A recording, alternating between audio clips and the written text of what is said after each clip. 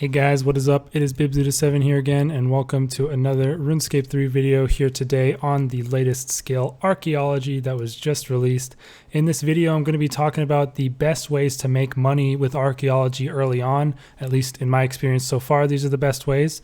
It seems like you can really make a whole lot of money right now with the skill, as people are really trying to spend a lot in order to get the best XP rates and train it up as fast as they can. So if you are interested in money and don't worry too much about your XP or getting some of the collection logs done and stuff like that, then you definitely want to take a look at these methods, as they can be pretty good. And the main focus of these methods is basically the material caches that are available around the world.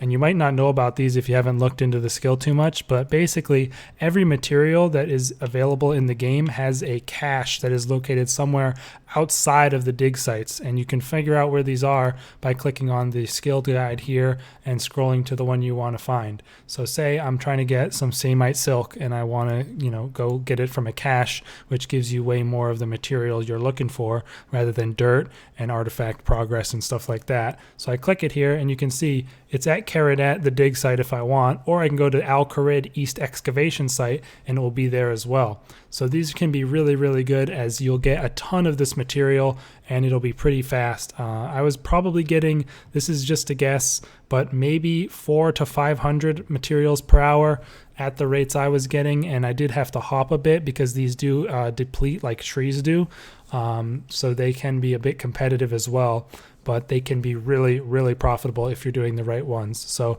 there are 3 that I would recommend you do at various levels of archaeology. First up is the white oak, which is at unlocked at level 17 archaeology, as you can see here, white oak, and that is gotten at the ice mountain.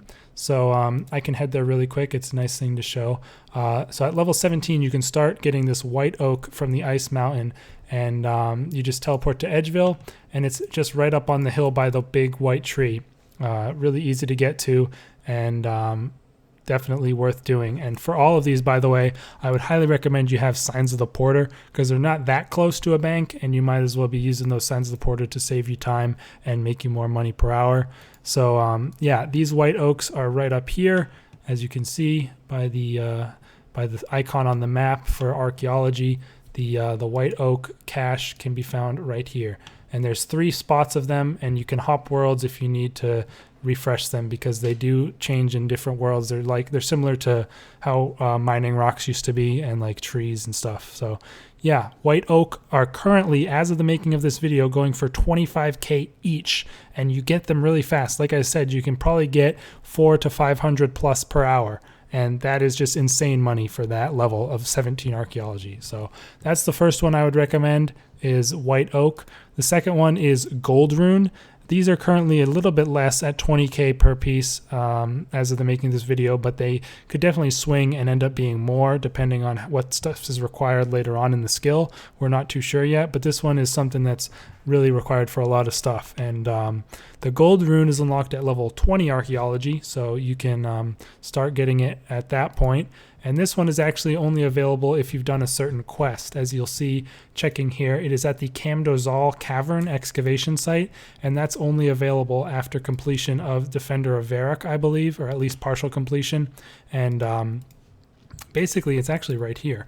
This hole you can go down after or during the quest, and this will bring you to the Camdozal cave, and the excavation site is right here for gold rune. And there are quite a few for this one, so it's not as competitive. 4 slots. That's probably why it's a little bit less expensive in the end. You only get about 20k per for this as of the making of this video, but still, that can be really, really good.